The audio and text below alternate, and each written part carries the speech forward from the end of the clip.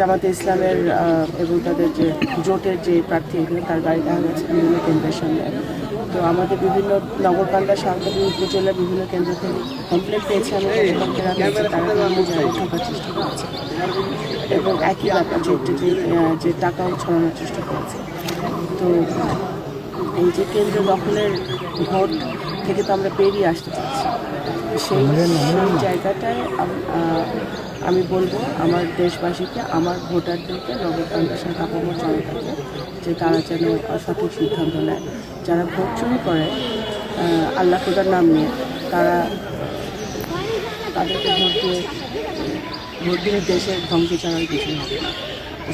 জয়ের ব্যাপারে অবশ্যই আশাবাদী যদি সুষ্ঠু ভোট হয়।